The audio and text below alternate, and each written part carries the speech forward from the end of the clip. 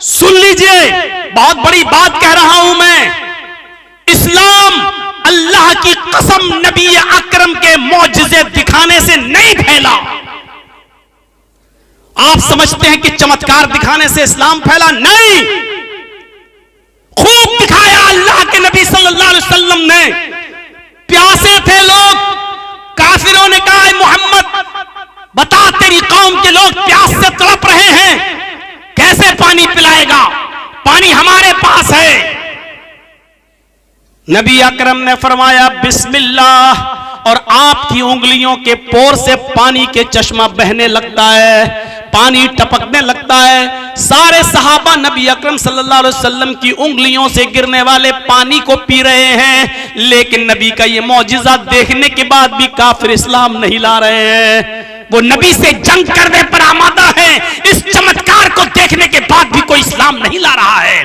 अबू जहल कह रहा है कि मोहम्मद बता दो कि मेरी उंगली में, मेरी मुट्ठी में क्या है, अगर बता दोगे तो हम इस्लाम ले आएंगे, ईमान ले आएंगे। अल्लाह के नबी फरमाते हैं इस मुट्ठी को अपने कान में लगा, तेरे हाथ में जो कंकरियां मुट्ठी में बंद हैं वो मेरा कलमा पढ़ रही हैं। अबू जहल ने जब मुट्ठी को कान में लगाया तो कंकरियों से, पत्थर की कंकरियों से कलमे की आवाज आ रही थी, अशहदु अल्ला इलाहा इल्लल्लाह व अशहदु अन्ना मुहम्मदन अब्दुहु व रसूलुहु। अबू जहल ने नबी अकरम का ये मौजिज़ा देखा कि कंकरियां कलमा पढ़ रही हैं, लेकिन इसके बावजूद वो इस्लाम नहीं लाया। कौन कहता है कि चमत्कार देखने से इस्लाम फैला, मौजिज़ों से इस्लाम फैला? खंदक का मौका उठाओ, सहाबाए किराम भूखे हैं, अल्लाह के नबी भी पेट पे पत्थर बांधे हुए हैं। एक सहाबी ने कहा अल्लाह के नबी मेरे पेट पे पत्थर बंधा है, देखिए मुझे भूख की शिद्दत है, खंदक नहीं खोदी जा रही है, अब काम नहीं हो रहा है, कुछ मिल जाता, किसी के पास सत्तू हो, खजूर हो, एक घूंट दूध ही मिल जाए। अल्लाह के नबी अपना पेट खोल देते हैं और कहते हैं तुम एक पत्थर बांधे हो, जरा मेरे पेट का हाल देखो। आपने जब अपना कपड़ा उठाया तो 2 पत्थर बंधे हुए थे कि देखो मैं तुमसे ज्यादा भूखा हूं, ये मत समझो कि मैं खुद खा पी कर आया हूं और तुम्हें भूखा काम करने पर मजबूर कर रहा हूं। ये हालत जब हजरत अब्दुल्लाह इब्न जाबिर ने देखी तो सीधे घर चले जाते हैं और कहते बीवी आज ये कंडीशन देखी है। फरमाया एक ही बकरी है, जल्दी से ज़िबा कर दिया और फरमाया कि जाओ और अल्लाह के नबी के कान में कह देना आप अपने साथ 5-6 लोगों को लेकर चलें। बकरी का छोटा सा बच्चा ज़िबा किया है। देखो खंदक खोदने वाले 300 साहबा हैं, अगर सबको लाओगे तो देखो घर में बेइज्जती हो जाएगी। सिर्फ चंद लोगों को यानी नबी अकरम अपने साथ खास लोगों को 5-6 लोगों को ले आए। अल्लाह के नबी सल्लल्लाहु अलैहि वसल्लम के पास हजरत जाबिर आते हैं, अब्दुल्लाह इब्ने जाबिर, और कहते हैं जाबिर इब्ने अब्दुल्लाह आते हैं और कहते हैं कि अल्लाह के नबी हमने अभी बकरी का एक छोटा सा बच्चा ज़िबा कर दिया है, हमारी बीवी ने कहा है 4-5 आदमी जो आपके पास हो आप उनको लेके चलिए और घर में हम खाना खा लेते हैं। अल्लाह के नबी के कान में कहा जा रहा है 4-5 लोगों को लेके चलिए, लेकिन अल्लाह के नबी फरमाते हैं आए खंदक वालों इधर आओ, इधर आओ, हजरत जाबिर ने तुम्हारी दावत की है। जाबिर रज़ी अल्लाह ताला अन्हु की सिटी गुम हो जाती है कि क्या कह रहे हैं अल्लाह के नबी, हम तो 4-5 लोगों की बात कर रहे हैं और आप 300 आदमियों को दावत। फरमाया कि जाओ अपने घर और अपनी बीवी से कह देना, अपनी बीवी से कह देना पड़ोस की एक औरत को बुला लाओ, वो रोटियां बेलती रहे, तुम तवे पर रखती रहना बस, और मैं आ रहा हूं। हजरत जाबिर आते और अल्लाह के नबी के का यही फरमान सुना देते हैं अपनी बीवी को। बीवी कहती है अल्लाह तुम्हें गारत करे। ये उस जमाने में एक जुमला चलता था सगिलत का सवागिल, खोने वाली तुझे खो दे, यानी तेरी माँ तुझ पर रोए, यानी तू मर जा। अरे जाबिर पकाना तो मुझे है, रोटी तो मुझे बनाना है, सालन तो मुझे बनाना है, खाना तो हमें तैयार करना है, और आप 300 आदमियों को लेके आ रहे हैं, एक छोटा सा बकरी का बच्चा है, क्या होगा? फरमाया आए मेरी बीवी मुझे बद्दुआ मत दे। अल्लाह के रसूल को मैंने 5-6 लोगों को कहा था, लेकिन नबी अकरम ने अनसुनी कर दी। 300 आदमियों को लेके आ रहे हैं। अब जैसा उन्होंने कहा वैसा कर। अल्लाह के नबी सल्लल्लाहु अलैहि वसल्लम घर में तशरीफ लाते हैं। हजरत जाबिर इब्ने अब्दुल्लाह की बीवी से कहते हैं तुम पर्दे में चली जाओ। फिर हांडी का ढक्कन खोलते हैं और उसमें थुक थुकाते हैं, कुछ पढ़ते हैं, थुकथुकाते हैं और कहते हैं कि आए जाबिर की बीवी तुम रोटी बनाती जाओ, आग पर सेंकती जाओ और देती जाओ।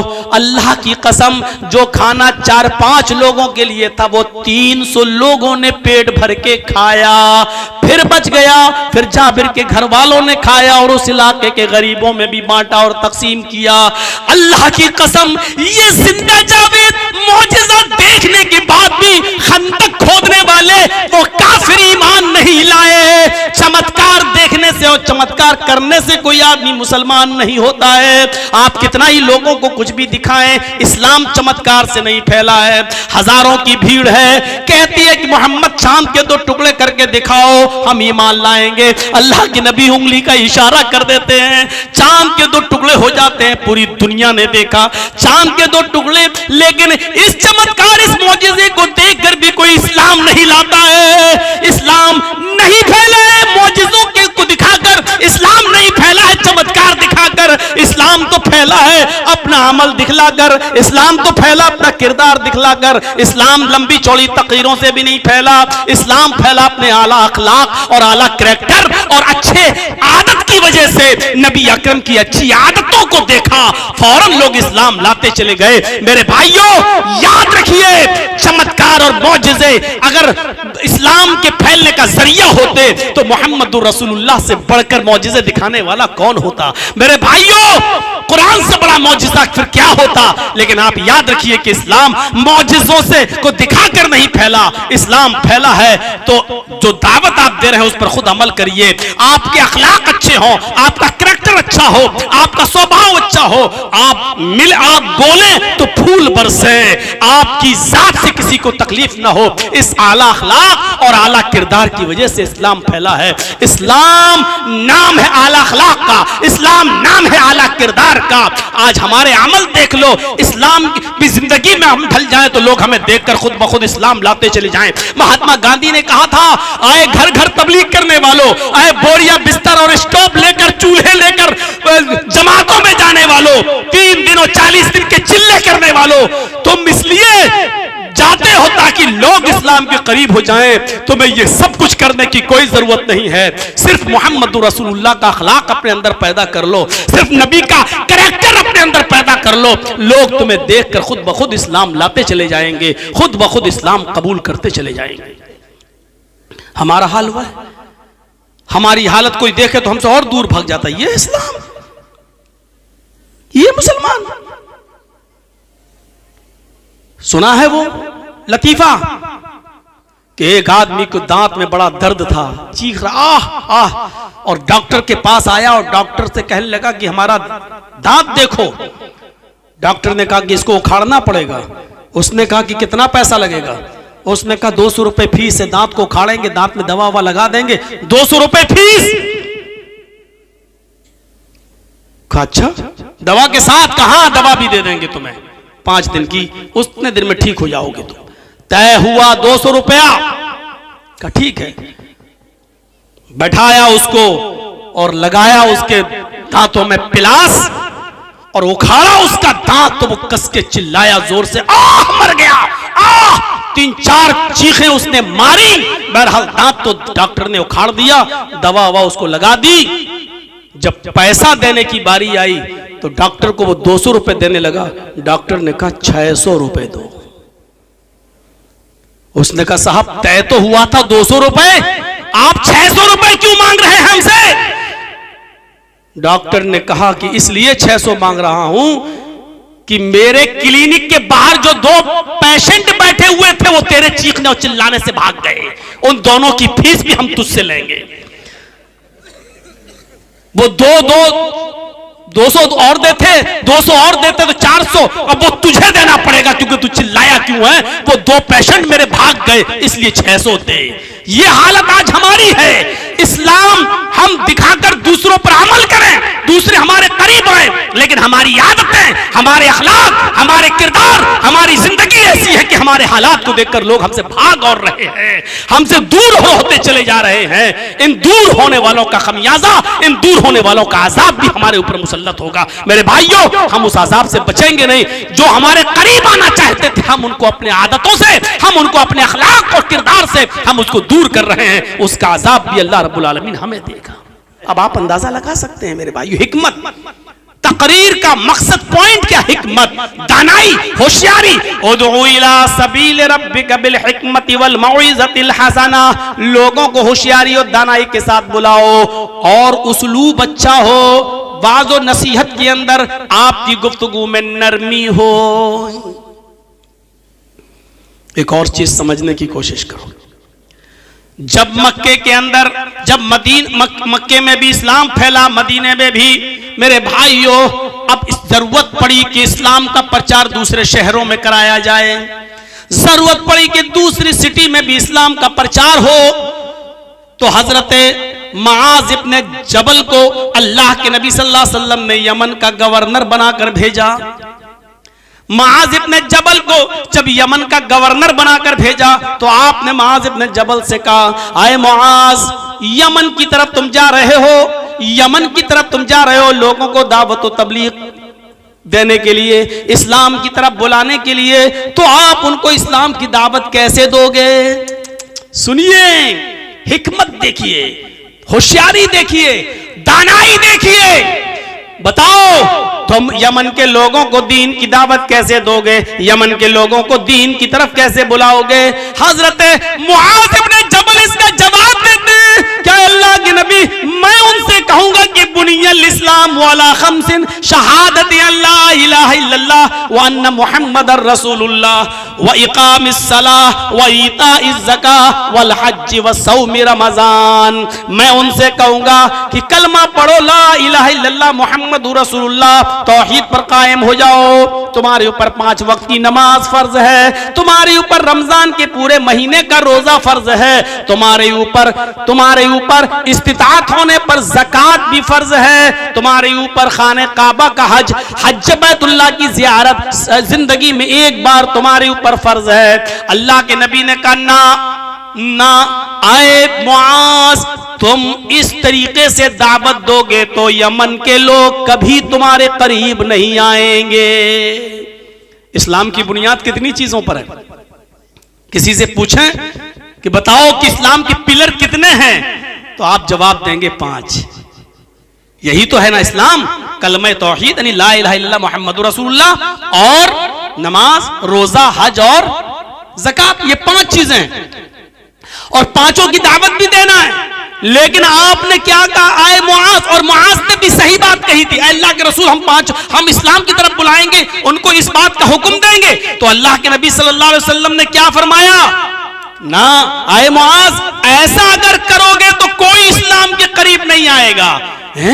इस्लाम में 5 वक्त की नमाज, वो भी सख्ती के साथ हर हाल में, और फिर ज़कात, फिर रोजा भी, हज भी।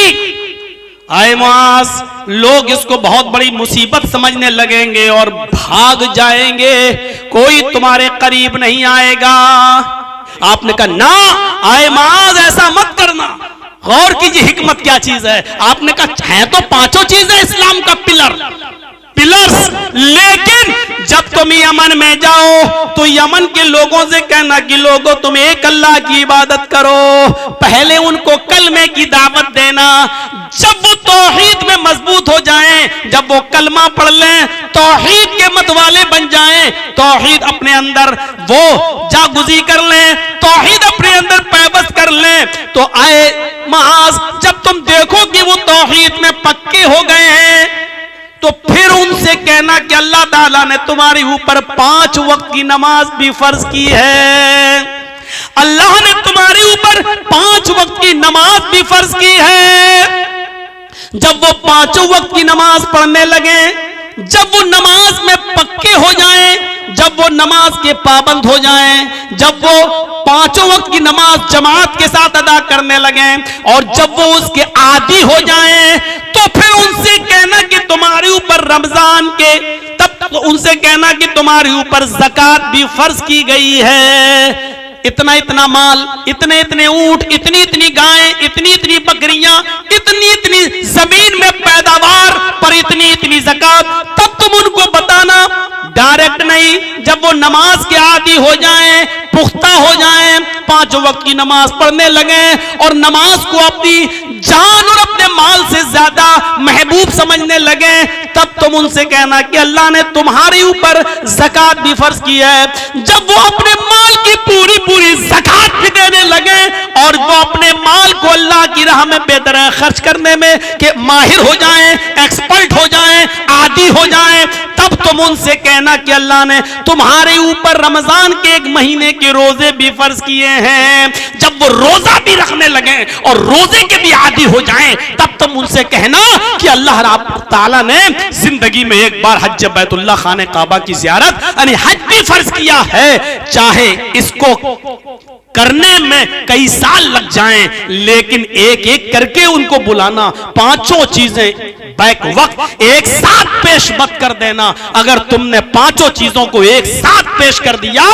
तो लोग भाग जाएंगे, फिर इस्लाम को बोझ समझेंगे अपने ऊपर और कोई भी आदमी इस्लाम को कबूल नहीं करेगा। देखिए कितनी हिकमत भरी बात बताई थी अल्लाह के नबी ने, एक एक करके बुलाओ, एक एक करके बुलाओ, एक एक करके बुलाओ। होशियारी, दानाई हमने छोड़ दी है, अक्लमंदी हमने छोड़ दी है।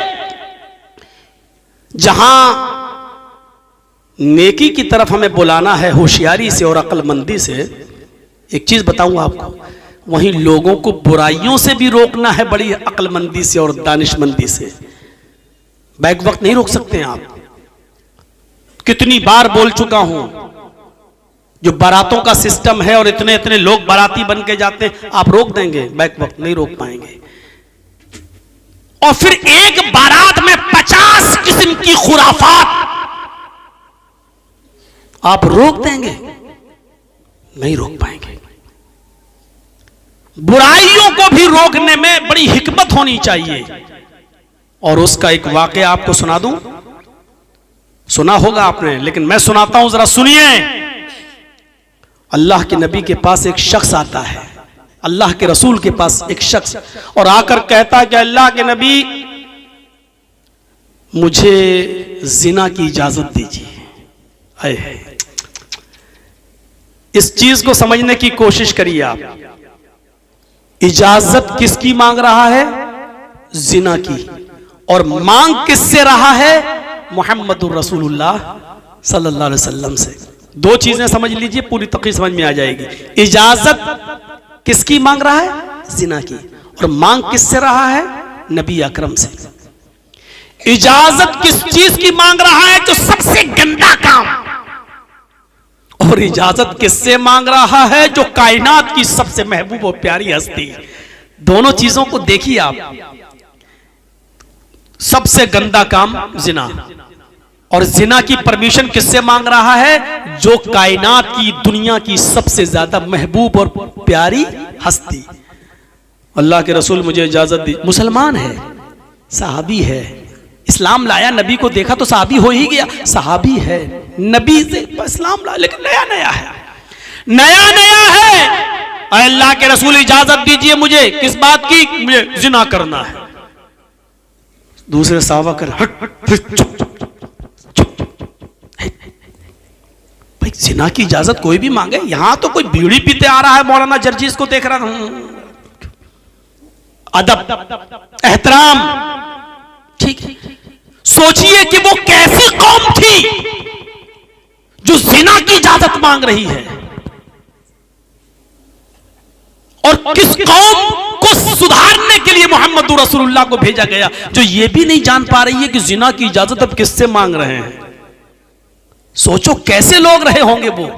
और समझाने वाला साहबा कर रहे हैं, चुप चुप, एक तो डांट रहे हैं, अल्लाह के नबी सल्लल्लाहु अलैहि वसल्लम के अल्फाज देखो। आपने सहाबा से कहा नहीं, डांटो नहीं। आप भी कह सकते थे चुप चुप चुप बदतमीज, कैसी इजाजत मांग रहा। आप कुछ भी कह सकते थे, आप नबी थे, नबी का मकाम बड़ा था, आप डांट सकते थे साहबी, लेकिन आपने नहीं डांटा। आपने साहबा से कहा नहीं। और जो जिना की इजाजत मांग रहा था उससे क्या कहा, उदनु मिन्नी, मेरे करीब आओ और पास आ जाओ मुझसे, करीब बिठा दिया। सहाबा बैठे हैं और जो जिना की परमिशन मांग रहा था उसको अपने करीब कर लिया।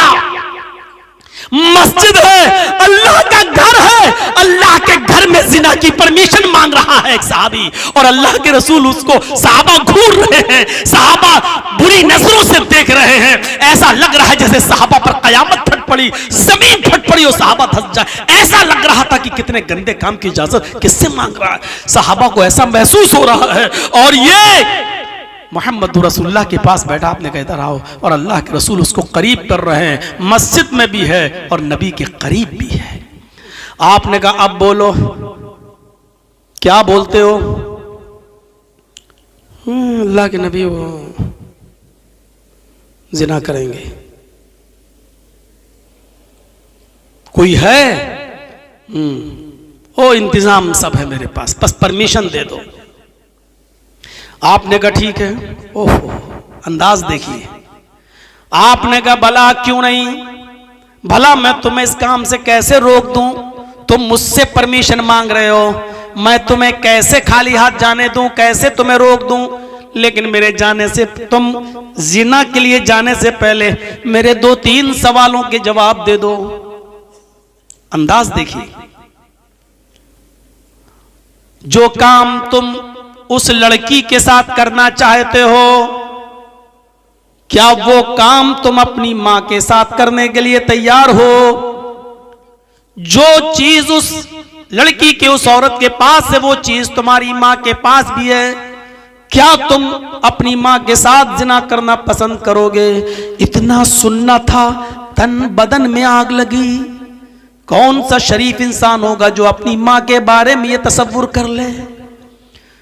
लेकिन तन बदन में आग लगने के बाद भी वो नबी अकरम से कुछ नहीं कह सकता था, क्योंकि आप ये नहीं कह रहे हैं कि अपनी मां के साथ जिना करो, बल्कि आप ये कह रहे हैं क्या तुम अपनी मां के साथ जिना करना पसंद करोगे? क्या तुम्हें अच्छा लगेगा? उस नौजवान ने कहा फिदा का बी व उम्मी या रसूल अल्लाह, आए मोहम्मद सल्लल्लाहु अलैहि वसल्लम, मेरे माँ बाप आप पर कुर्बान, अल्लाह के नबी, मेरी माँ मेरे बाप आप पर सदके जाएं, आप पर कुर्बान जाएं।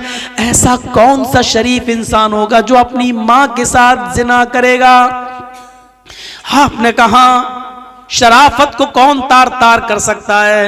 अच्छा, माँ के साथ ना करो कोई बात नहीं, अगर बहन के साथ ये जिना करना पसंद करोगे, चलिए मां तो शरीफ आदमी नहीं जाएगा मां के साथ जिना करने, क्या ये काम तुम अपनी बहन के साथ करना पसंद करोगे?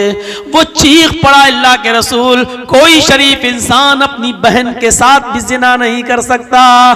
आपने कहा क्या तुम ये काम अपनी बेटी के साथ करना पसंद करोगे? तीर पे तीर, लेकिन अंदाज बड़ा सुहाना, अंदाज बड़ा दिल को छू जाने वाला।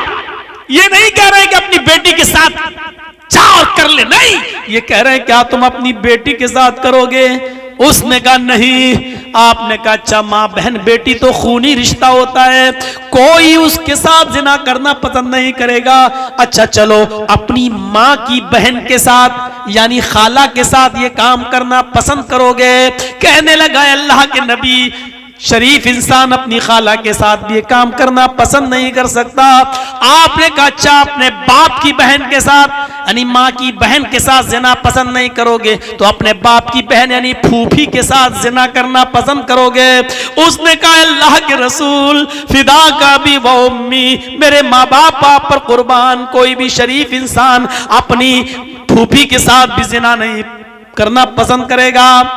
आपने कहा नौजवान, जब तुम खुद अपनी जबान से ये कह रहे हो, आइडिया, अंदाज, जब तुम अपनी जबान से खुद इस बात को कबूल कर रहे हो कि उसकी तुम अपनी माँ के साथ अपनी बहन के साथ, अपनी बेटी के साथ, अपनी फूफी के साथ, अपनी खाला के साथ ये पसंद नहीं कर सकते? कहा नहीं। अच्छा ये बताओ, तुम अपने लिए पसंद नहीं कर रहे हो, अगर कोई दूसरा तुम्हारी माँ के साथ जिना करे तो पसंद करोगे? कहा नहीं। दूसरा तुम्हारी बहन के साथ गलत काम करे तो पसंद करोगे? नहीं। दूसरा तुम्हारी बेटी के साथ गलत काम करे तो पसंद करोगे? कहा नहीं। दूसरा खाला के साथ, फूफी के साथ गलत काम करना चाहे तो पसंद करोगे? कहा नहीं। फरमाया फिर तुम जिस लड़की के साथ जिना की परमिशन मांग रहे हो वो भी तो किसी की माँ होगी, किसी की बहन होगी, किसी की बेटी होगी, किसी की फूफी होगी, किसी की चची होगी, किसी की खाला होगी। फिर उसको अगर पता चलेगा कि तुमने ऐसा किया है तो वो कैसे पसंद करेगा कि हमारी बहन के साथ जिसने मुंह काला किया वो इस दुनिया में जिंदा रहे? वो कैसे पसंद करेगा जिस तरह तुम नहीं चाहते हो कि मेरी माँ, मेरी बहन, मेरी बेटी, मेरी खाला और मेरी फूफी के साथ कोई गलत काम करे, तो दूसरा कैसे गवारा करेगा कि तुम किसी की माँ, बहन, बेटी के साथ गलत काम करो? अंदाज अच्छा था, दिल को छू जाने वाला था। अब बताओ तुम्हारा क्या इरादा है? उस नौजवान ने अपना सर आगे बढ़ा दिया और कहा अल्लाह के रसूल मेरे सर पर हाथ फेर दीजिए और मेरे लिए अल्लाह से दुआ कर दीजिए कि अल्लाह मुझे इस जिना की बदतरीन बुराई से बचा ले, मुझे महफूज फरमाए। अल्लाह के नबी सल्लल्लाहु अलैहि वसल्लम ने उसके सर पर हाथ रखा, अल्लाह के नबी सल्लल्लाहु अलैहि वसल्लम ने उसके सर पर हाथ रखा और फरमाया आय अल्लाह इस नौजवान की नजरों की हिफाजत फरमा, आय अल्लाह इस नौजवान को जिना जैसे बदतरीन जुर्म से इसकी हिफाजत फरमा ले, इसको बचा ले। उस नौजवान का बयान है, उस नौजवान का बयान है, सुनन बैहक़ी के अल्फाज हैं, उस नौजवान का बयान है कि अल्लाह के नबी सल्लल्लाहु अलैहि वसल्लम ने मेरे लिए ये दुआ की थी कि अल्लाह इस नौजवान को जिना से महफूज फरमा, इसको इस बदतरीन बुराई से बचा ले। उस दुआ के दिन से, जिस दिन ये दुआ की, उस दुआ के दिन से आज तक, अब तक अल्लाह रब्बुल आलमीन ने सिर्फ जिना ही नहीं बल्कि हर हराम काम से मुझे बचा लिया है, हर हराम काम से मुझे दूर कर दिया है, हर हराम काम से मुझे नजात अता फरमा दी है। नबी अकरम की दुआ का यह असर हुआ। पूरा वाकया बयान करने के बाद मैं कह सकता हूं कि यह नबी अकरम की हिकमत थी, आपने उसको डांट कर नहीं भगाया। आप चाहते तो इस बुराई से रोकने के लिए कह सकते थे चुप, शर्म नहीं आती, कितना बुरा काम तुम करने के लिए मुझसे परमिशन लेने आए हो। और हम लोगों के अंदाज में क्या तेरे घर में मां बहन नहीं है, हम कह सकते थे किसी को भी, लेकिन मोहम्मद रसूलुल्लाह ने उसको किस अंदाज से समझाया, जरा तसव्वुर कीजिए कि उसके दिल में कैसे बात बैठ गई। इसलिए मैंने कहा कि नेकियों का हुक्म तो होशियारी से, लेकिन जब बुराइयों से किसी को रोकना पड़े तो उसमें भी दूरअंदेशी, उसमें भी हिकमत होनी चाहिए। हमारा सख्त लहजा किसी को बुराई से रोकने के बजाय उसको और बुराई करने पर मजबूर कर सकता है। कभी आपने देखा होगा बुराइयां जब करते, अच्छा किसी को डांटा, अब वो और जिद में आके करेगा, नहीं अब तो हम और करेंगे। कभी आपने देखा होगा गुस्से में आदमी फिर उस काम को और ज्यादा करने की कोशिश करता है, और ज्यादा कोशिश करता है। अल्लाह के रसूल का मामला तो अपने घर में अपने बच्चों के साथ भी बड़ा अजीब रहा।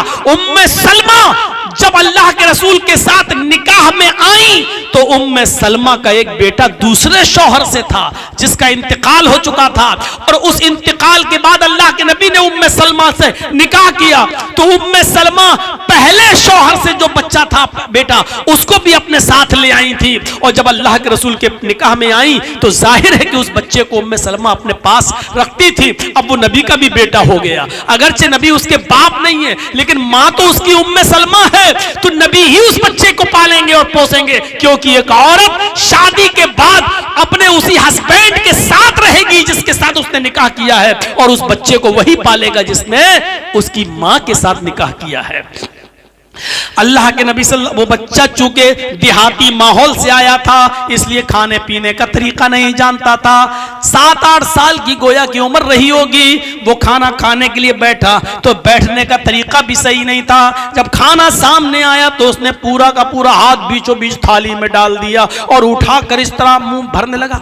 ऐसा अल्लाह के नबी सल्लल्लाहु अलैहि वसल्लम ने फौरन उसके हाथ को पकड़ा और कहा, बेटे खाना रखो। उसके हाथ में जो था उसने थाली में उसी प्लेट में रख दिया। अल्लाह के नबी ने उससे फरमाया, इग़सिल यदैहि, अपने दोनों हाथों को धोकर आओ। वो बच्चा गया और दोनों हाथ धोकर आया। आपने कहा 2 जानू होकर बैठो, ये दोनों पैर ऐसे करके, 2 जानू जिसको हमारे यहाँ उखड़ू बोलते हैं, आप आपके यहाँ जो भी बोलते हो। आपने कहा 2 जानू होकर बैठो या दोनों पैरों को पीछे कर लिया जाए जैसे नमाज के अंदर होता है।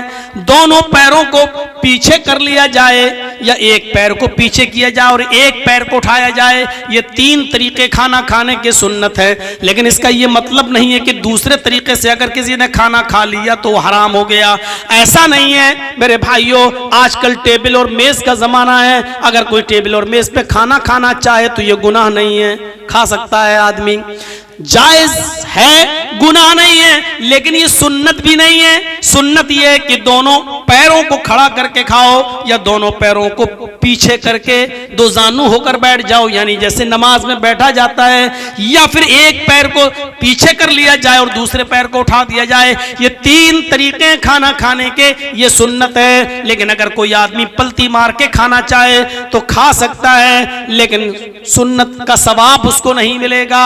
मेज पर खाना चाहे तो खा सकता है, लेकिन उसको सुन्नत का सवाब नहीं मिलेगा। आपने उस बच्चे से कहा इग़सिल यदैहि, दोनों हाथ धोकर आओ। वो दोनों हाथ धोकर आया। आपने कहा 2 जानू होकर बैठ जाओ। उसने दोनों पैर पीछे कर लिए और 2 जानू होकर बैठ गया। आपने कहा सम्मिल्लाह, अब अल्लाह का नाम लो, यानी बिस्मिल्लाह कहो। उसने बिस्मिल्लाह कहा। अब अल्लाह के नबी ने फरमाया, अपनी तरफ से खाओ, कुल भी यमीनिक, अपने सामने दाहिनी तरफ जहां तुम बैठे हो अपने पास अपनी साइड से खाओ, पूरे थाली में हाथ पैर मत मारो। जब एक थाली में सब लोग खाते हैं ना, तो हम लोग यहाँ सिस्टम बड़ा अजीब है। लोग देखते रहते हैं कि अच्छा माल किस तरफ है तो उस तरफ हाथ बढ़ा देते हैं। ये लेग पीस कहाँ रखा है, इधर, चाप कहाँ रखी है, इधर है। तो ये तरीका गलत। अगर एक थाली में आप खा रहे हैं तो आप अपनी तरफ से खाइए, वो आपकी किस्मत है कि आपको लेग पीस मिल रहा है या नहीं मिल रहा है। अपनी तरफ से सब, हर आदमी को अपने अपने साइड से और अपनी अपनी तरफ से खाना चाहिए। तो अल्लाह के रसूल ने उसको ये सिखाया, समझाया, इस्लाह की। लेकिन कितने प्यार से हम होते, बड़ा हो रहा हूं, अकल नहीं आ रही है। हम अपने बच्चों को भी नहीं समझा पाते हैं सही से। मोहम्मद रसूलुल्लाह ने तो उस माँ के बेटे को जो अब नबी का बेटा बन गया, उम्मे सलमा, जो दूसरे शौहर से बच्चा जिनका पैदा हुआ था, उसको लेके आई। नबी ने तो उसको भी तरबियत की, उसको भी अच्छी तालीम दी, उसको भी अच्छा पढ़ाया लिखाया। तो सीखो हिकमत क्या है, हिकमत। सोचिए आज थोड़ी सी बात पर कितना बड़ा रिएक्शन हो जाता है, कितना बड़ा रिएक्शन। अगर आपकी मस्जिद के बाहर कोई खिंजीर का गोश्त फेंक दे तो फौरन लड़ाई और झगड़े पर आमादा हो जाएगी ये कौम। अभी कोई आदमी कुरान करीम को लेकर सड़कों पर निकलकर उसकी बेहुरमती करने लगे, फौरन सड़कों पर निकल आएगी ये कौम। अभी थोड़ी देर के लिए कर्नाटक के उस मामले को नजर में रखिए कि हिजाब पहनकर जाने वाली उस लड़की को हिजाब से रोक दिया गया, नहीं पहनने देंगे। उस लड़की के हिजाब से रोकने का रिएक्शन आपके कलकत्ता की सरजमीन तक पर दिखाई दिया कि औरतों ने भी हिजाब के फेवर में जुलूस निकाला। लेकिन मैं हिजाब के खिलाफ नहीं हूं, मैं हिजाब के फेवर में हूं। पर्दे पर हमारी 50 तकरीरें भरी पड़ी हैं यूट्यूब पर। लेकिन सवाल यह है कि मेरे भाइयों, हिकमत कहां चली गई, मसलहत कहां चली गई? अगर किसी ने आग लगाने की कोशिश की तो हमने उस आग में घी डालने का काम क्यों किया, तेल डालने का काम क्यों किया। लखनऊ में हम अब जहां रह रहे हैं, मेरे पास पूरी मीडिया की एक टीम चली आई। साहब आप क्या कहते हैं, बोलिए। मैं समझ गया कि इस वक्त यूपी के चुनाव हो रहे हैं, एक लफ्ज भी अगर मैंने हिजाब के फेवर में यहां बोल दिया तो ये अमन चोपड़ा, सुधीर, जी न्यूज का एंकर, इंडिया टीवी और भारत हमारे उस बयान को ऐसे तोड़ मरोड़ कर पेश करेंगे जो यूपी के चुनाव में घी डालने का काम करेगा। मैंने कहा कि नहीं, मैं इंटरव्यू नहीं दूंगा। उन्होंने कहा कि साहब आप इतने बड़े मौलाना, आपका इंटरव्यू अगर आज जाए तो ये मुसलमान कौम के लिए बड़ी बात है। मैंने कहा मुसलमान कौम के लिए कोई बड़ी बात नहीं है, बहुत सी हमारी मां बहनें बेपर्दा घूम रही हैं, तो क्या मैं सबको पर्दा कराने के लिए जाऊंगा? मैं कोई इंटरव्यू नहीं दूंगा। साहब पर्दे से रोक दिया गया। तो हमने कहा कि मैं क्या करूं, पर्दे से रोक दिया गया, मैं चीफ मिनिस्टर थोड़ी हूं। कोर्ट में चल रहा मामला, देखा जाएगा। आप अपनी कोई प्रतिक्रिया नहीं देंगे? मैंने कहा मैं अपनी कोई प्रतिक्रिया नहीं दूंगा, मैं सिर्फ इतना कहूंगा कि पर्दा तो रामचंद्र की पत्नी सीता जी भी करती थी कि सीता के चेहरे को राम के छोटे भाई लक्ष्मण ने भी नहीं देखा और न सीता जी ने दिखाया। इसलिए मैं हिजाब का विरोध नहीं करूंगा। इस वक्त फेवर भी हम इसलिए नहीं करेंगे क्योंकि तुम चुनाव के मौके पर यहां आए हो। चुनाव हो जाने दीजिए, 10 मार्च के बाद हमारा इंटरव्यू ले लीजिएगा। अगर मैं थोड़ा सा बोल देता तो क्या हालत होती, और बोला है लोगों ने, बोला है। मेरे मोबाइल में आज भी जी हिंदुस्तान की वो 2 मिनट की 1.5 मिनट की वो क्लिप मौजूद है जो अभी दी गई, जो आपके बंगाल की चीफ मिनिस्टर ममता बनर्जी जी जो गई थी अभी लखनऊ में, उन्होंने जो वहां कहा था कि सब लोग मिलकर समाजवादी पार्टी को वोट दीजिए और जिताइए, उसके दूसरे ही दिन से जी हिंदुस्तान ने जो दिखाया वो ये दिखाया कि ये मौलाना जर्जीस का सीक्रेट प्लान है। ममता बनर्जी जो यहां आई हैं वो जर्जीस का सिगरेट प्लान, इस जहरीले मौलाना का सिगरेट प्लान है। देखिए मौलाना जर्जीस बंगाल में जो बोला, ममता बनर्जी वही लखनऊ में बोली। ये देखिए दोनों का माना मिलाइए। एक तरफ उसने मेरी तकरीर दिखाई बंगाल वाली, और एक तरफ ममता बनर्जी जो बोल रही हैं लखनऊ में वो दिखाई, और कहा कि ये दोनों एक हैं। बताइए, मैं उत्तर प्रदेश में बोल भी नहीं रहा हूं, किसी पार्टी का सपोर्ट भी नहीं कर रहा हूं, खुलकर ओपनली नहीं, किसी का कर भी नहीं रहा हूं, बोल भी नहीं रहा हूं। इसके बावजूद उसने हमको और ममता बनर्जी को नहीं बंगाल से ऐसे जोड़ दिया है कि मुझे लगता है कि कुछ दिनों के बाद हमें बंगाल ही में शरण लेना पड़ेगी। अभी भी मेरे मोबाइल में मैंने उसको, जब वो आ रही थी टीवी में, मैंने उसकी वीडियो बना ली। ये हालत है, मैं बोल भी नहीं रहा हूं फिर भी दिखा रहे हैं। अगर एक लफ्ज भी पर्दे के बारे में, हिजाब के बारे में बोल देता तो क्या हाल होता। लेकिन सवाल यह है मेरे भाइयों कि मुसलमान इतनी जल्दी तैश में कैसे आ जाता है, कैसे आ जाता है। आप कितनी चीजों को रोएंगे, सिर्फ नकाब पहनकर स्कूल जा रही है। मैं जानता हूं कि संविधान है, कोई आदमी किसी तरीके से रहना चाहे, लेकिन मुसलमानों को इस बात को सोचना पड़ेगा कि इस मुल्क के अंदर उसको पद्मश्री अवार्ड मिलता है जो अपने जिस्म के कपड़े उतार देता है। क्या आपने नहीं देखा फिल्मी दुनिया की एक सबसे गंदी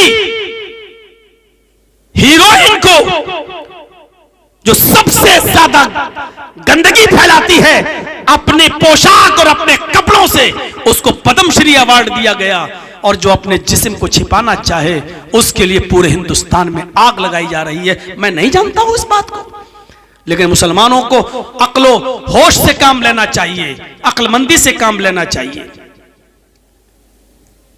नकाब और हिजाब पर तो आप इतनी पाबंदी लगाते हैं और इतना बवाल, लेकिन मैं पूछना चाहता हूं कि आपकी बेटी जाती तो उसी स्कूल में है पढ़ने के लिए जहां को एजुकेशन है, जहां लड़के और लड़कियां बैठकर एक साथ पढ़ते हैं। इंटर की और बीए की लड़की उसी सीट पर बैठती है जहां लड़के बैठते हैं। इस्लाम में तो को एजुकेशन भी जायज नहीं है, लड़कों के साथ बैठ के पढ़ना भी जायज नहीं है। इस पर फिर आप खामोश क्यों हो जाते हैं?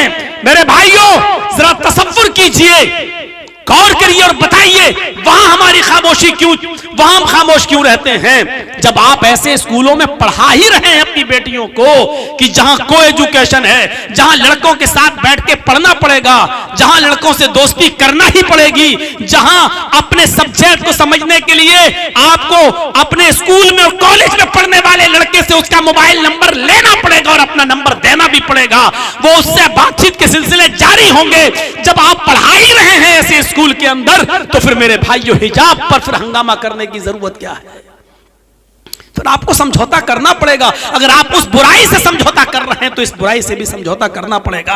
आप अपनी बेटियों को जब आप मोबाइल दे रखे हैं, वो फेसबुक और यूट्यूब और मैसेंजर चलाकर व्हाट्सएप चलाने के लिए इजाजत दे रखी है, तो फिर आप जब यहां पर समझौते कर सकते हैं तो आपको हिजाब से भी समझौता करना पड़ेगा। फिर यहां क्यों लगती है? फिर क्यों उसको एक राष्ट्रीय मुद्दा बना दिया जाता है? मेरे भाइयों, इसको हमें अक्ल से सोचने की जरूरत है। हमें भी और हमारे मुआशरे को भी, हमारे समाज को भी हमें आग नहीं लगाना चाहिए। और हम जब हम आग लगाते हैं, जब हम बहुत ज्यादा गुस्सा होते हैं, तो फिर वही उनका मकसद हम पूरा कर देते हैं, वही हमें भड़काते हैं और हम फौरन भड़क जाते हैं और उनको मौका मिल जाता है। इस वक्त देख लीजिए आप, यूपी के चुनाव में एक शख्स, बस दो ही मुकाबला रह गया और सब तो चली गई एक तरफ। यूपी के इलेक्शन का माहौल बस दो ही पार्टियों के दरमियान रह गया है, बीजेपी और समाजवादी पार्टी, और तो सब नील हैं। लेकिन एक ध्रुवीकरण करने की कोशिश कर रहा है, आतंकवाद से जोड़ने की कोशिश कर रहा है, मंदिर और मस्जिद की रट लगा रहा है, और दूसरा आदमी बिल्कुल खामोशी के साथ उस तरफ कोई तवज्जो ही नहीं दे रहा है, सिर्फ विकास की बात कर रहा है, नौकरी की बात कर रहा है, रोजगार की बात कर रहा है। हजार कोशिश करने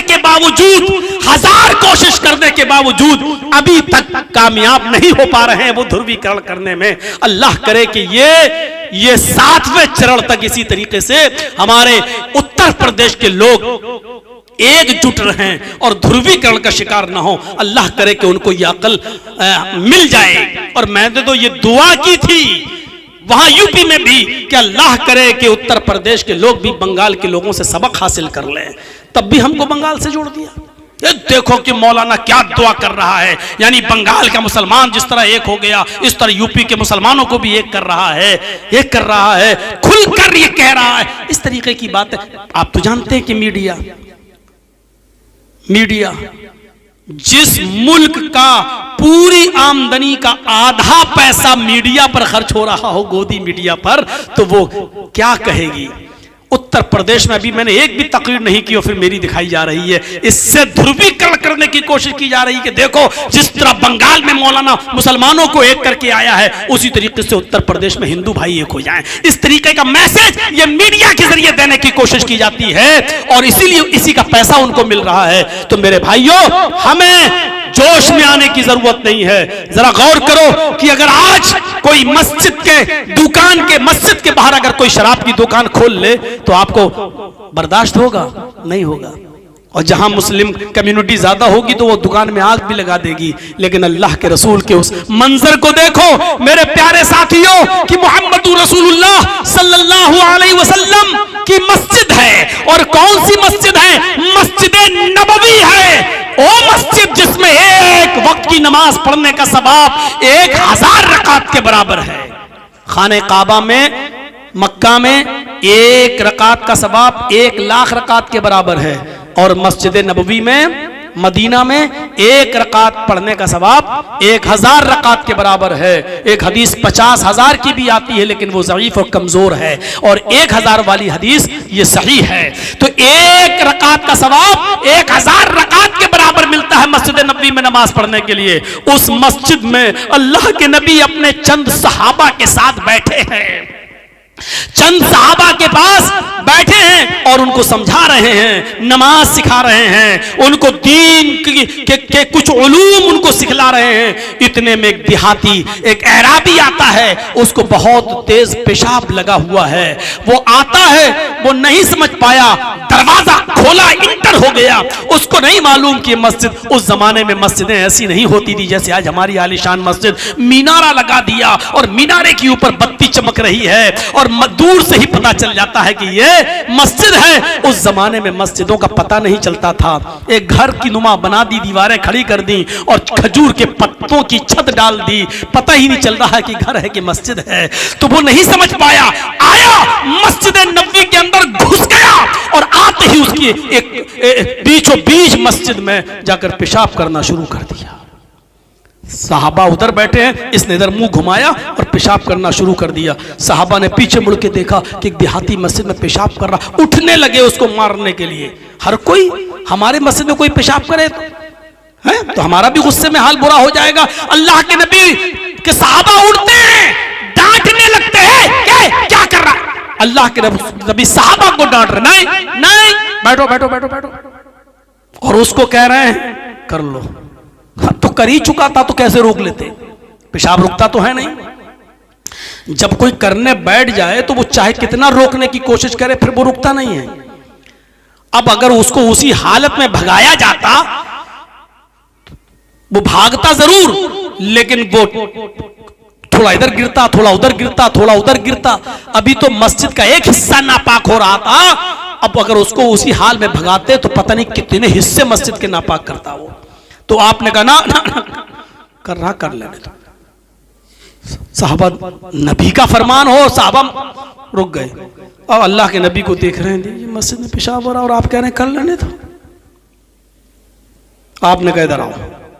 जब वो पेशाब कर चुका तो आपने कहा इधर आओ। हम लोग बहुत जल्दी फतवा दे देंगे नापाक आदमी मस्जिद में जा सकता है कि नहीं जा सकता है। अगर आपकी नापाकी सिर्फ इस टाइप की है कि आपको न पानी मिला न ढेला मिला और आपने जल्दबाजी में मस्जिद में पेशाब बाहर पेशाब कर लिया और आप पानी से इस्तिंजा नहीं कर पाए, तो ऐसी नापाकी के अंदर आप मस्जिद में जा सकते हैं, कोई रुकावट नहीं है। लेकिन आपकी नापाकी दूसरी टाइप की है। दूसरी टाइप का मतलब यह है कि रात में सोते हुए अगर आपकी बदख्वाबी हुई है और उसमें आपका एहतिलाम हुआ है या आपने अपनी बीवी के साथ हम बिस्तरी की है, जुम्बी हैं, अगर आपकी वो नापाकी है तो ऐसी पोजीशन में आप मस्जिद के अंदर दाखिल नहीं हो सकते हैं। दोनों में थोड़ी सी कंडीशन का फर्क रखिएगा। तो अभी तो वो नापाकी इसकी ये थी, अब रात में बीवी से मिला कि नहीं मिला वो कौन जानता है, कौन देखा हुआ है। तो इसलिए तो जब तक आप जानते नहीं तो आप कह नहीं सकते, हुक्म नहीं लगा सकते। तो आपने देखा इसने मस्जिद में पेशाब किया, आपने जब पेशाब कर लिया साहबा दौड़े, आपने उनको रोक दिया। जब वो पेशाब कर चुका तो आपने उसको बुलाया कि इधर आओ। वो नबी के पास आया और बैठ गया और आकर बैठा तो अल्लाह के नबी ने उसी की आंखों के सामने एक सहाबी से कहा उठो। वो उठे, कहा क्या हुआ? कि पानी भर कर लाओ। वो पानी का एक डोल है इतना बड़ा, कुएं से खींचा और भर कर लाए। अल्लाह के नबी ने कहा हरिकूहु, जाओ इस पानी को उसके पेशाब पर बहा दो, उस पानी को उसके पेशाब की जगह पर डाल दो। उस बदवी से, उस देहाती से काम नहीं करवा रहे हैं, बल्कि अपने सहाबी से कह रहे हैं कि उसके देखिए अखलाक। मैंने क्या कहा था? चमत्कार से इस्लाम नहीं फैला। मैंने क्या कहा था? मौजिज़ों से इस्लाम नहीं फैला। लेकिन ये अखलाक दिखा रहे हैं अल्लाह के रसूल उसको कि देखो पेशाब तो तुमने किया, मैं चाहूं तो मार मार के भी तुमसे मस्जिद धुलवा सकता हूं, लेकिन नहीं, अखलाक दिखा रहे हैं। सहाबी से कहा जाओ पानी भर के लाओ। वो पानी भर के लाए, कहा पानी पेशाब की जगह पर डाल के धो दो। गुस्सा आएगा ना कि कोई गैर मुस्लिम हमारी मस्जिद में पेशाब कर दे, कोई हमसे कहे जर्जी साहब धो, तो धो तो देंगे, लेकिन गुस्सा आएगा, कमीना पेशाब तूने किया, धो हम तेरे बाप के नौकर लगे। गुस्सा तो आएगा, लेकिन सहाबी को गुस्सा नहीं आ रहा। क्यों? क्योंकि मोहम्मद रसूलुल्लाह का हुक्म है। वो इसलिए पेशाब नहीं धो रहा है कि ये काफिर का है, बल्कि इसलिए उसके पेशाब पर पानी डाल रहा है क्योंकि हुक्म जनाब मोहम्मद रसूलुल्लाह का है। सहाबा की सोच ये थी, हमारी सोच ये कि इसका पेशाब मैं धोऊंगा। नहीं धोऊंगा। साहबा की सोच ये नहीं थी, पेशाब अगरचे काफिर का धो रहे हैं, लेकिन सोच क्या थी, हम इस काफिर का पेशाब नहीं धो रहे हैं, बल्कि हुक्म हम जनाब मोहम्मद रसूलुल्लाह का मान रहे हैं। हुक्म मानेंगे तो सवाब है, वो सवाब के लिए धो रहे हैं कि अल्लाह के रसूल का हुक्म है। पानी डाला, उसकी गंदगी को, गलाजत और नापाकी को धुल दिया, पाक कर दिया, धो दिया। फिर आपके पास वो भी बैठ गए। अब आपने उस काफिर, उस बदवी, उस देहाती से कहा, मुझे जानते हो? उसने कहा नहीं। कहा मैं मोहम्मद रसूलुल्लाह हूं, अल्लाह ने मुझे रसूल बनाया है, हमारे ऊपर 5 वक्त की नमाज फर्ज की है। ये जिस जगह पर तुमने पेशाब किया, ये कोई मामूली जगह नहीं है, ये अल्लाह का घर है, ये कोई घर नहीं है, किसी की जागीर और जमीन और जायदाद नहीं है, ये अल्लाह का घर है। आए देहाती, आए ऐराबी, आए बदवी, यहां हम अल्लाह की इबादत के लिए आते हैं, यहाँ अल्लाह की इबादत होती है, हम नमाज पढ़ते हैं, और जहाँ नमाज पढ़ी जाती है वहाँ पेशाब नहीं किया जाता है। आइंदा ख्याल रखना, आइंदा इस मस्जिद में कभी पेशाब, अल्लाह की घर में पेशाब मत करना, किसी भी मस्जिद में, यानी जहाँ भी इबादत हो रही हो, वहाँ नमाज हो रही हो, वहाँ तुम पेशाब मत करना। जाओ, इतनी सी गुजारिश है तुमसे। नबी की हुकूमत है, नबी जिम्मेदार हैं, सहाबा पूरा का पूरा कंट्रोल में है, मार सकते हैं उसको, बंधक बना सकते हैं, अरेस्ट कर सकते हैं, नाटका बंद कर सकते हैं, सब कुछ। लेकिन अल्लाह के रसूल ने क्या कहा? पेशाब भी सहाबी से धुलवाया, और उससे क्या कहा? मैं अल्लाह का रसूल हूं, मेरा नाम मोहम्मद है, मैं अब्दुल्लाह का बेटा हूं, अल्लाह ने रसूल बनाया, इसलिए मैं मोहम्मद इब्ने अब्दुल्लाह के साथ साथ मोहम्मद रसूलुल्लाह भी हूं। ये मस्जिद है, अल्लाह का घर है, यहां हमारे ऊपर 5 वक्त की नमाजें फर्ज की गई हैं, हम नमाज पढ़ते हैं, यहां अल्लाह की इबादत होती है, और अल्लाह की इबादत जहां होती है वहां पेशाब नहीं किया जाता। आइंदा ख्याल रखना। जाओ, अगर जगह भूल गए हो तो बताओ, हम तुम्हारे साथ किसी सहाबी को कर दें, वो तुम्हें तुम्हारे घर तक पहुंचा देगा। कहा नहीं, घर जानता हूं, रास्ता मालूम है। उठा और चल दिया, लेकिन जा रहा है, पीछे मुड़ के देख रहा है, क्योंकि नाम सुना था मोहम्मद रसूलुल्लाह का, कभी इतने करीब से देखा नहीं था। देख रहा बार बार, फिर जाता है आगे, फिर पीछे पलट के देखता है, उसके चेहरे की लकीरें बता रही थी कि वो घायल हो चुका है नबी के अखलाक को देखकर। उसके चेहरे और पेशानी का पसीना ये बतला रहा था कि वो नबी की तालीम के आगे उसने अपना सरे तस्लीम खम कर दिया, उसकी गर्दन कट चुकी है नबी के अखलाक के आगे, वो कुछ नहीं कह पा रहा है। ये वही मोहम्मद जिसका गलत तसव्वुर हमारे दिमागों में डाला गया कि मोहम्मद जादूगर है, मोहम्मद काहिन है, मोहम्मद की आवाज जिसके कान में जाती है वो बददीन हो जाता है, मोहम्मद जिसने तलवार के जरिए इस्लाम फैलाया, ये तसव्वुर जिसका हमारे दिमाग में भरा गया। जैसे आज एक पार्टी के लोग मुसलमानों के ताल्लुक से हमारे देश के अंदर ये गलतफहमी भरते हैं और मुसलमानों को आतंकवाद से जोड़ने की कोशिश करते हैं। लेकिन अब अल्लाह का शुक्र है कि पूरे हिंदुस्तान की आवाम अब जानने लगी है कि दहशतगर्दी है क्या, टेररिज्म है क्या, आतंकवाद है क्या, अब इसको अच्छी तरीके से समझने लगी है। मेरे प्यारे साथियों, उसने सोचा कि हमारे बारे में हमारी कौम ने क्या कहा था नबी का तसव्वुर, और मोहम्मद रसूलुल्लाह ने तो मुझे मारा भी नहीं, डांटा भी नहीं, फटकारा भी नहीं, और हमको ऐसा ऐसा बताया गया नबी के बारे में। देखिए, अल्लाह के नबी ने उसके सामने चांद के 2 टुकड़े नहीं किए थे, अल्लाह के रसूल ने अपनी उंगलियों से पानी टपकता हुआ नहीं दिखाया था, कोई मौजिज़ा नहीं किया था उसके सामने, सिर्फ अखलाक का एक नमूना पेश किया उसके सामने। वो मस्जिद से निकलता है, उसकी गर्दन अल्लाह के रसूल के अखलाक से कट चुकी है, अल्लाह के रसूल की अखलाक की तलवार से कट चुकी है, वो घायल हो चुका है, वो अपनी कौम के अंदर जाता है।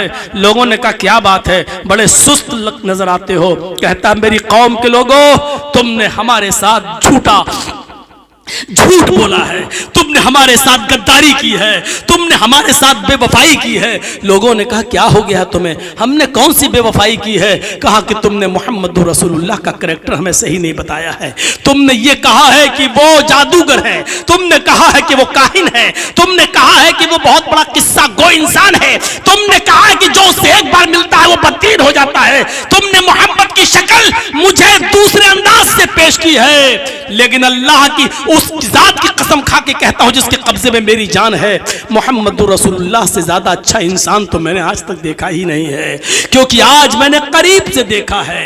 लोगों, तुम्हारी एक बकरी दूसरे के खेत में चली जाए तो तुम 27 साल लड़ते हो। एक बकरी के चले जाने की वजह से उस आदमी से और उसकी पूरी नस्लों से लड़ते हो 27 साल तक। हमने तो मोहम्मद की मस्जिद में पेशाब कर दिया, इतना बड़ा कांड, जिस मस्जिद में वो अल्लाह की इबादत करते हैं उस मस्जिद के अंदर मैंने पेशाब कर दिया, और मेरे पेशाब करने के बाद भी उन्होंने मुझसे पेशाब नहीं धुलवाया, अपने पास बिठाया और बिठाने के बाद एक अपने आदमी से मेरी गंदगी साफ करवाई और मुझसे कहा कि अल्लाह का घर है। माँ कहारानी व माँ शतमनी व माँ गज़बनी, तुमने झूठ बोला है, अल्लाह की कसम माँ कहारानी, इतना बड़ा गलत काम करने के बाद भी मोहम्मद मुझ पर गुस्सा नहीं हुए। माँ कहारानी, कहर बनकर नहीं, हम हमारे ऊपर बरपा हुए। व माँ शतमनी, इतना बड़ा कांड करने के बाद भी मोहम्मद रसूलुल्लाह ने मुझे गाली नहीं दी। वमा गज़ब बनी, और ना मेरे ऊपर गज़बनाक हुए कि ये तुमने क्या कर दिया, क्रोधित हुए कि ये क्या, कुछ नहीं किया, मुझे प्यार से समझाया। लोगों, तुमने मुझे अब तक जिस रिश्ते से दूर रखा, आज मैं उस रिश्ते के बंधन में बंधने जा रहा हूं। हिम्मत है रोकने की तो रोक सको, जाओ। आज मैं पूरी सोसाइटी को रिजेक्ट करता हूं, तलाक देता हूं, और मैं उस हस्ती से अपना रिश्ता जोड़ने जा रहा हूं जिसके पास ऐसे आला अखलाक हैं, ऐसे आला किरदार है। मेरे भाइयों, वो आया, फिर मस्जिद नबी की चौखट पकड़ लेता है, कहता है मोहम्मद इब्न अब्दुल्लाह, मैं आपको मोहम्मद रसूलुल्लाह मानने के लिए चला आया। आपने कहा इधर आओ। जैसे अपने करीब बिठाया, उसने जोर से कलमा पढ़ा, अशहदु अल्ला इलाहा इल्लल्लाह व अशहदु अन्ना मुहम्मदन अब्दुहु व रसूलुहु। क्या कहेंगे आप, हिकमत क्या है? मस्जिद में पेशाब करने आया, आप चाहते तो उसको उसी वक्त भगा सकते थे, पेशाब करने के बाद सजा दे सकते थे, जुर्माना लगा सकते थे, उसके रिश्तेदारों को बुलाकर तलब कर सकते थे, अरेस्ट कर सकते थे, मस्जिद उससे धुलवाई जा सकती थी, लेकिन इसके बाद फिर वो नबी के करीब नहीं आता। लेकिन आपने उसके साथ जो अखलाक का बर्ताव उसके सामने पेश किया, जो कैरेक्टर उसके सामने रखा, जो कलेजा निकाल कर आपने अखलाक का उसके सामने पेश कर दिया, उससे वो ऐसा घायल हुआ कि फिर वो इस्लाम लाए बिना नहीं रुक सका और इस्लाम लाने पर मजबूर हो जाता है। तो मेरे प्यारे साथियों, ये हिकमत, ये दूरंदेशी हमें हमारे पास होनी चाहिए। आज हम दूसरों को मिठाई उनके हाथों में दे देते हैं कि तुमने जो चाहा लो हमने पूरा कर दिया। मेरे भाइयों, इस चीज से हमें बचना चाहिए। बहुत जरूरत है हिकमत अमली को अपनाने की, बहुत जरूरत है हमें दूरंदेशी को अपनाने की, बहुत जरूरत है अक्लमंदी से काम लेने की, वरना हर शाख पे उल्लू बैठा है। ये हमारे हालत ऐसी है, आप यकीन मानिए बहुत जल्दी और भी मुद्दे उठने वाले हैं। आप किन किन मुद्दों पर जुलूस निकालेंगे, आप किन किन मुद्दों पर आप एहतिजाज करेंगे, आप क्या करेंगे? मेरे भाइयों, हाथी बनने की कोशिश कीजिए, खामोशी के साथ चलता रहे, क्योंकि आपको मालूम है कि सूरज पर अगर कोई थूकता है तो सूरज पर थूक नहीं पड़ता है, वो थूक उल्टा उसके मुंह पे आता है। इस्लाम की नशोनुमा और अच्छी तालीम को देखकर लोग मुतासिर होते चले जा रहे हैं। अल्लाह का शुक्र है कि देखिए, अगर एक हिजाब के खिलाफ कोई उड़ता है और बोलने की कोशिश करता है, आपको नहीं, गैर मुस्लिमों में ही हमारे हमदर्द पैदा हो जाते हैं। आपको मालूम नहीं कितने मंदिर के पुजारियों ने और कितने मंदिरों के पंडितों ने हिजाब के फेवर में बयान दिए हैं और ये बोला है कि कोई अगर पर्दा कर रहा है, हिजाब पहन रहा, अपने जिस्म को छिपा रहा है, तो ये उसको तो सम्मानित करना चाहिए। वरना आज के इस गए गुजरे दौर में कौन है जो हिजाब में जाए? अगर कोई हिम्मत कर रहा है हिजाब में जाने की, तो उसको अवार्ड देना चाहिए, क्योंकि ये बड़े दिल गुर्दे की बात है। पाकिस्तान के अंदर आज भी एक लड़की ऐसी है जो पायलट है जहाज की, जहाज की पायलट है, जहाज उड़ाती है, और वो पाकिस्तान से सऊदीया एयरलाइंस के जरिए जाती है, लेकिन आज भी उसका चेहरा छिपा होता है, हाथों में ग्लव्स होते हैं और पैरों में मोजे होते हैं। आज भी वो इसी कंडीशन में फ्लाइट को उड़ाती है। आज तक उसको न पाकिस्तान के एयरपोर्ट पर कोई सरकारी कर्मचारी उसको देख पाया, न प्राइवेट कर्मचारी उसको देख पाया, न सऊदीया का कोई सऊदी आदमी उसको देख पाया। सऊदी, कुवैत और दुबई से उस लड़की के लिए ऑफर आ रहे हैं कि आप हमारी एयरलाइन से जुड़ जाइए, हम आपको इतनी इतनी तनख्वाह देंगे। लेकिन उस लड़की ने सारे पेशकश और नौकरियों की डिमांड को ठुकरा दिया और कहा कि मैं पाकिस्तान की लड़की हूं, मैं अपनी शर्म हया और अपने पर्दे से पाकिस्तान की लड़कियों को यह बताना चाहती हूं कि पाकिस्तान की लड़कियों, अगर पर्दे में रहकर भी तुम्हें तरक्की करना चाहो तो तुम कर सकती हो। पर्दा हमारी तरक्की की राह में रुकावट नहीं है। हम ये एक मिसाल बनना चाहते हैं पाकिस्तान की लड़कियों के लिए। ऐसी लड़कियों को सैल्यूट करो, ऐसी लड़कियों को सलाम करो मेरे भाइयों, जो सिर्फ हिजाब पहनकर एक दर्दमंदाना अपील लेकर तो आ जाएं, जज्बात में जय श्री राम के नारे लगाकर अल्लाह अकबर का जवाब उसकी शक्ल में दे दिया जाए। लेकिन मेरे भाइयों, जरा तसव्वुर करो कि अगर कोई पागल कुत्ता हमारे पैर में काट ले तो उसका जवाब ये नहीं होता कि हम भी उसको काटने जाएं। मेरे भाइयों, उसका जवाब ये नहीं है, उसका जवाब ये नहीं है। हमें ऐसी लड़कियों के पर्दे की जरूरत है जो चेहरा छिपाएं, सॉक्स पहने और हाथों में ग्लव्स भी पहने और उनकी शक्ल दूसरा नहीं देख पा रहा है और फिर भी तरक्की कर रही हो, कह रही कि मैं पाकिस्तान की लड़कियों के लिए इबरत बनना चाहती हूं। मैं उनको समझाना चाहती हूं कि पर्दा तुम्हारी तरक्की की राह में रुकावट नहीं है। मेरे भाइयों, हमारी वो बच्चियां जो कॉलेजेस और यूनिवर्सिटी में तो पर्दे के लिए लड़ रही हैं, लेकिन लड़कों के साथ बैठना उनको गवारा है, उनके मोबाइल नंबर लेना गवारा है, उनके साथ दोस्ती करना गवारा है। मेरे भाइयों, इस तरीके की चीजों से हमें और आपको सोचना चाहिए। अगर इस्लाम है तो पूरा का पूरा अपने अंदर अपनाओ, और नहीं है, हाँ मैं ये भी कहता हूं कि जितना है चलो उस हद तक, लेकिन मैं जानता हूं कि जो कुछ भी हुआ है वो अच्छा नहीं हुआ है, क्योंकि वो इलेक्शन के मद्देनजर, चुनाव के मद्देनजर ऐसा किया गया है। अभी 2-4 दिन के बाद ये सारे झगड़े खत्म हो जाएंगे, कोई चीज नहीं रहेगी। उसके बाद अब प्लानिंग होगी, हम दो हमारे दो से ज्यादा बच्चे पैदा नहीं, इस पर भी मुसलमान जुलूस निकालेगा। कोई जरूरत नहीं जुलूस निकालने की, उनसे कहो कि हाँ बनाओ कानून, हमें मंजूर है, बनाओ। और 2 से ज्यादा बच्चों की गिनती अगर करना है तो सबसे पहले अपने लोगों से करना शुरू करो कि तुम्हारे यहाँ कितने हैं। भाई तुम क्या कानून बनाओगे? 2 से ज्यादा जिसके बच्चे होंगे उसको सरकारी नौकरी नहीं मिलेगी, 2 से ज्यादा जिसके बच्चे होंगे उसको एमएलए और एमपी का चुनाव नहीं लड़ने दिया जाएगा। यही तो कानून बनाओगे? बनाओ। हमें एमपी में टिकट मिलते ही कितने हैं, हमें एमएलए में टिकट मिलते ही कितने हैं। आप कहोगे कि सरकारी नौकरी नहीं मिलेगी, हमें नौकरियां देते क्यों कितने हो तुम?